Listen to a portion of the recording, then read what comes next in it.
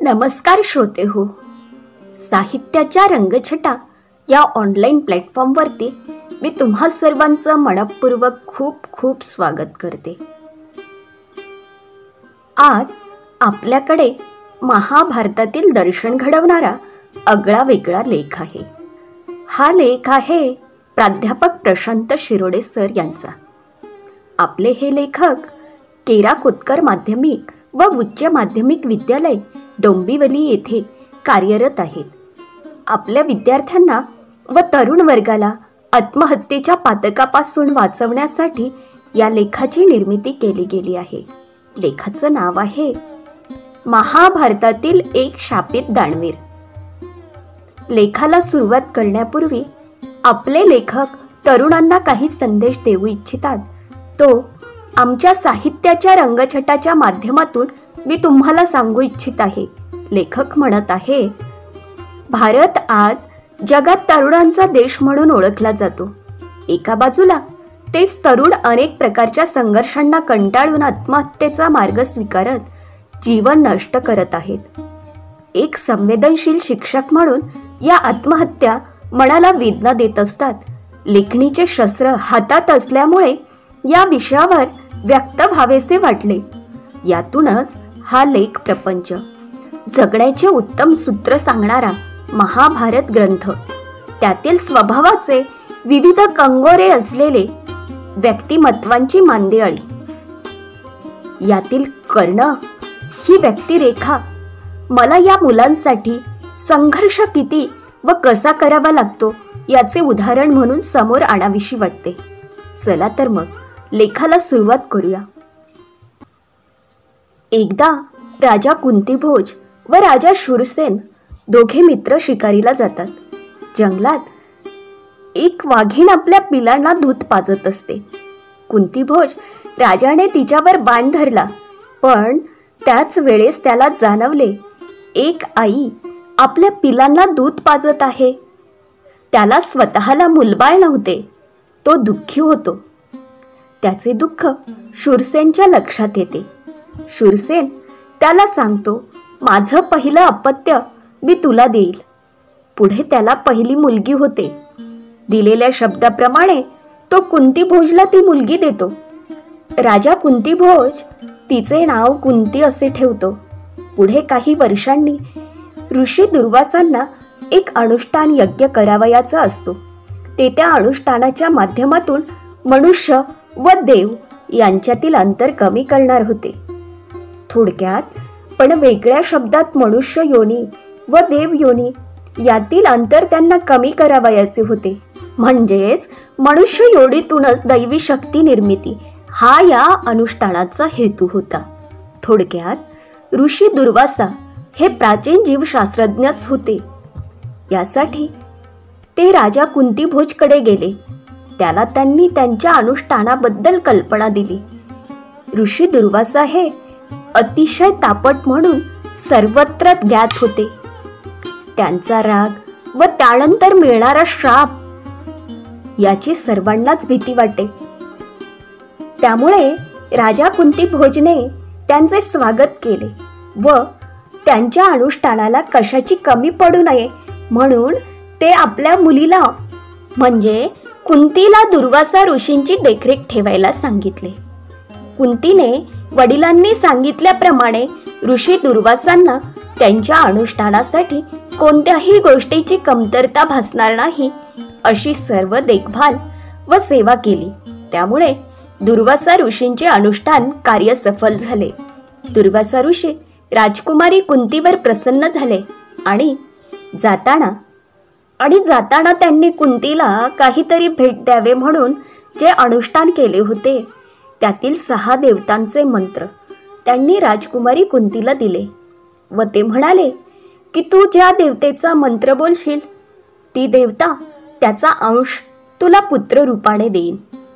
कुंती त्यावेळी लहान होती. तिला फारसे काही कळत नव्हते. पुढे काही दिवसांनी तिला दुर्वासांनी सांगितलेला मंत्र बोलून बघावा असे वाटले. दुपारची वेळ होती. सूर्य डोक्यावरच होता. म्हणून तिने सूर्याचा मंत्र म्हटला तर साक्षात सूर्यदेवतेचा अंश म्हणून बाळ पुढ्यात आले. ते बाळ सूर्यपुत्र असल्याने त्याचे तेज व जन्मता मिळालेले कवचकुंडल यामुळे ते अत्यंत गोंडस दिसत होते. आता प्रश्न निर्माण झाला, कुमारिका असतानाचे बाळ? मग ती एका दासीच्या मदतीने त्याला एका पेटीत ठेवते. तेव्हा ती अतिशय दुःखी होते व अत्यंत जड अंतःकरणाने ती पेटी जवळच वाहणाऱ्या नदीत सोडते. पुढे ही पेटी वाहत वाहत एका कोळी कुटुंबाला मिळते. त्यांनाही मूलबाळ नसते. ते त्याला ईश्वरी लीला म्हणून सांभाळतात. हा कोळी म्हणजेच अधिरथ धृतराष्ट्राचा सारथी असतो. त्याची पत्नी राधा म्हणूनच पुढे त्या बाळाचा राधेय सुतपुत्र वसुसेन व कर्ण म्हणून उल्लेख मिळतो. मानवी जीवनात आपल्याला अशीही काही माणसे दिसतात. ती जन्मापासून मृत्यूपर्यंत सतत संकटांचा अपमानांचा सामना करत राहतात. आयुष्यभर स्वतःला सिद्ध करण्यासाठी त्यांना सतत संघर्ष करावा लागतो. गुणवत्ता कमी नसते, पण संकटे इतकी असतात की गुणवत्ताही थिटी पडते. महाभारतात जितकी मानखंडना कर्णाची झाली तितकी मानखंडना इतर कुणाची झाली नाही. तर तो एक श्रेष्ठ योद्धा म्हणून आपणास दिसून येतो. राजपुत्र नाही म्हणून गुरु द्रोणाचार्यांनी शिक्षण देण्यास नकार दिला. तर मी फक्त ब्राह्मणांचा शस्त्रविद्या शिकवतो हे सूत्र गुरु परशुरामांचे. तेव्हा गुरु परशुरामांकडे शिक्षण घेण्यासाठी जात आडवी येते. पण शिक्षण घेण्यासाठीची त्याची ऊर्जा इतकी उच्च कोटीची होती की त्यासाठी तो गुरु परशुराम यांना आपल्या जातीबद्दल खोटे सांगतो. शिक्षण पूर्ण झाल्यावर एके दिवशी गुरु परशुराम कर्णाच्या मांडीवर डोके ठेवून झोपले असताना एक अष्टपात कीटक तेथे येऊन कर्णाचा चावा घेतो व त्याची मांडी पोखरतो. गुरु परशुरामांना कर्णाच्या उष्ण रक्ताचा स्पर्श झाल्याने जाग येते व ते त्याला सांगतात, तू ब्राह्मण नाहीस. कारण त्यांच्या मते ब्राह्मण इतकी वेदना सहनच करू शकत नाही. तू माझ्याशी खोटे बोललास, त्यामुळे तू माझ्याकडून जे शिक्षण घेतले त्याची तुला जेव्हा सर्वात जास्त गरज असेल तेव्हा ते फलद्रूप होणार नाही असा श्रापही देतात. तेव्हा कर्ण त्याच्या जन्माविषयीची त्याला माहीत असलेली गोष्ट गुरु परशुराम यांना सांगतो. तेव्हा परशुराम दिलेला श्राप परत घेत नाहीत, पण त्याला त्यांचा स्वतःचा विजय धनुष्य देतात. पण ही विषमता त्या काळी नसती तर कर्णाला खोटे बोलावे लागलेच नसते. महाभारतकारांनी कर्ण व एकलव्याच्या माध्यमातून या विषयाला स्पर्श केला, तर आधुनिक समाज सुधारकांनी या स्पर्शाचा आधार घेत समाजात सामाजिक समता प्रस्थापित करण्याचा प्रयत्न केला. आजच्या लोकशाहीच्या काळात कायद्याने ही विषमता संपवली आहे हे आजच्या पिढीचे महत् भाग्यच म्हणावे. एकदा शब्दवेधी बाणांचा सराव करताना अनावधानाने एका गायीचा बछड्याची हत्या कर्णाकडून होती. ती गाय एका ब्राह्मणाची असते, त्यामुळे कर्णाला त्या ब्राह्मणाकडूनही श्राप मिळतो. त्या बछड्याप्रमाणे तुझाही असाच असहाय्य अवस्थेत वध होईल. महाभारतातील अनेकांनी कर्णाला अनेक वेळेला सूतपुत्र म्हणून हिणवले. मुळात एखाद्याला त्याच्या जातीच्या नावाने संबोधित करणे हे काही अभिमानाचे किंवा चांगुलपणाचे लक्षण नाही. प्रचंड अवहेलना व मानखंडना झालेल्या व्यक्तीच्या मनात अवहेलना करणाऱ्या व्यक्तीविषयी एक प्रकारचा राग संताप असतोच. बऱ्याच वेळेला या अपमानातून व्यक्तीचे मानसिक खच्चीकरण होते किंवा त्याचा मानसिक तोल जातो, त्यामुळे त्याच्या हातातून चुका होतात. महाभारतात ही वेळ कर्णावर आली. द्रौपदी स्वयंवरात द्रौपदी कर्णाचा सुतपुत्र म्हणून उपमर्द करते व त्याला नाकारते. याची जखम कर्णाच्या मनात झालेली दिसून येते. द्रौपदी वस्त्रहरणाच्या प्रसंगात तो तिला अपशब्द वापरतो व त्या अपशब्दामुळे अर्जुनाच्या मनात त्याच्याविषयी तीव्र राग निर्माण होतो. या ठिकाणी जर द्रौपदीने अपमान न करता वेगळ्या शब्दात कर्णाला नाकारले असते तर कदाचित पुढील चित्र बदलले असते. महाभारत युद्धापूर्वी कर्ण अर्जुनाकडून द्रौपदी स्वयंवरात विराटनगरच्या युद्धात पराभूत झाला असला तरी तो एक महान व्यक्ती होता. त्याच्या महानतेची साक्ष देणारी अनेक उदाहरणे आपल्याला महाभारतात दिसतात. युद्ध सुरू होण्यापूर्वी स्वतः भगवान श्रीकृष्णांनी कर्णाला त्याच्या जन्माचे रहस्य उलगडून सांगितले. तू पांडवांचा ज्येष्ठ बंधू आहेस. तू पांडवांकडे आलास तर हे सर्व राज्य तुलाच मिळेल व सोबत द्रौपदीही मिळेल. पण कर्णाने दुर्योधनाला दिलेला मित्रत्वाचा शब्द महत्वाचा मानला. जे मिळवण्यासाठी पांडवांनी महाभारताचे युद्ध केले ते सर्वच कर्णाला कदाचित युद्ध न करताही मिळाले असते. भगवान श्रीकृष्णानंतर माता कुंतीनेही कर्णाला तू माझा मुलगा ज्येष्ठ पांडव आहेस, कृष्णाप्रमाणेच तिनेही कर्णाला पांडवांकडे येण्याचे आव्हान केले. शेवटी कर्ण इतकेच म्हणाला, माते, या चर्चेसाठी ही वेळ चुकीची आहे. एक गोष्ट नक्की की मी अर्जुन सोडून कोणालाही मारणार नाही. काहीही झाले तरी तुझे 5 पुत्र जिवंत राहतील. ज्यावेळी सर्व उच्च वर्णीय समाजाकडून अवहेलना होत असताना दुर्योधन मात्र त्याला अंग, देशाचा राजा व जिवलग मित्र बनवतो, तेव्हा कर्ण या मैत्रीला शेवटपर्यंत जागतो. पुढील काळात कर्णाची ओळख दानवीर सोबतच मित्र असावा तर कर्णासारखा अशीही दिसून येते. दुर्योधनाच्या अनेक न पटणाऱ्या निर्णयात तो दुर्योधनाची साथ देतो. उदाहरणार्थ लाक्षागृह प्रकरण, द्यूत क्रीडा, द्रौपदी वस्त्रहरण, अभिमन्यू वध. इतकेच नाही तर स्वतः देवेंद्रानेही छद्म वेशात येऊन कर्णाची कवचकुंडले मागून नेली. कर्णाला माहीत होते की त्या कवचकुंडलांमुळे तो अभेद्य राहणार आहे, तरी वेषांतर करून आलेल्या इंद्राला त्याने आपली कवचकुंडले दिलीत, पण आपल्या दानवीरतेला कलंक लागू दिलेला नाही. महाभारताचे युद्ध होण्यास ज्या व्यक्ती कारणीभूत ठरल्या त्यात कर्णाचे स्थान फार वरचे आहे.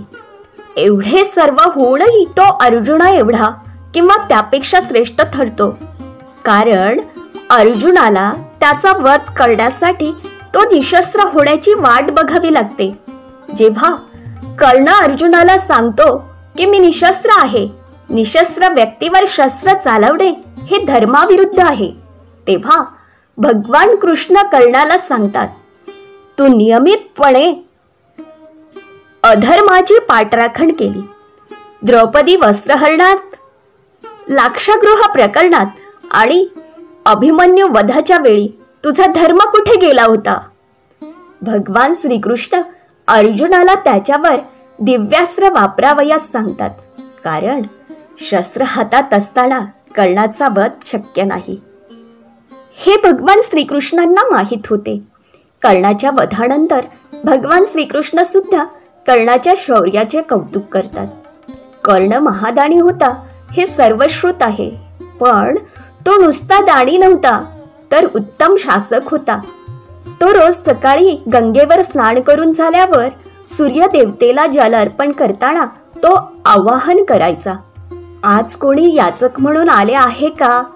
आणि अशा वेळी जो कोणी याचक आलेला असेल व तो जी काही मागणी करेल ती कर्ण पूर्ण करत असे. पण कर्णाच्या राज्यातील जनता इतकी सुखी होती की अनेक वेळा कुणीही याचक म्हणून येत नसे, तरीही कर्ण आपला उपक्रम नित्य सुरू ठेवे. कल्पना करा की आजच्या राजाने जर जनतेला असा प्रश्न विचारला तर? महाभारतातील कर्ण हे असे अद्वितीय पात्र होते की ते इतक्या वर्षानंतरही तुमच्या आमच्या प्रत्येकाच्या मनात वास करत राहते. इतर कोणत्याही पात्राबद्दल इतकी उत्कट भावना मनाला स्पर्श करत नाही. आपण आपल्या मानवी जीवनात जेव्हा जेव्हा महाभारतातील कर्ण नावाचे पात्र वाचू किंवा ऐकू तेव्हा तेव्हा आपल्याला स्वतःच्या जीवनात आलेले संघर्षाचे क्षण आठवतील. हेच महाभारतातील कर्ण नामक पात्राचे वैशिष्ट्य आहे. मानवी जीवनामध्ये नियमितपणे यश मिळवणारे अर्जुन फार कमी असतात, पण सतत संघर्ष करत यश आणि अपयश यांचा खेळ नियतीच्या नावाने झेलत जगणारे कर्ण भरपूर असतात. उदाहरणार्थ, स्वतःकडे सर्व प्रकारच्या क्षमता असूनही अनेक वेळेला अपमान सहन करणारे कर्ण, त्या अपमानाने प्रचंड निराश होणारे कर्ण, ती निराशा कुठेही दाखवू न शकणारे कर्ण, ती निराशा आतल्या आत सतत ग्रहण करत राहणारे कर्ण, योग्य त्या वेळी योग्य त्या व्यक्तीशी कधीही न बोलता येणारे कर्ण, आणि हे असेच्या असेच मरून जाणारे कर्ण.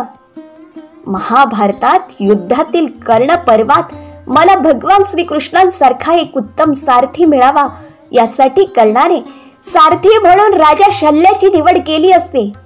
राजा शल्याने पण त्याला मान्यता दिलेली असते, पण युद्धाला सुरुवात होताच शल्याने कर्णाची अवहेलना मानखंडना करण्यास सुरुवात केली.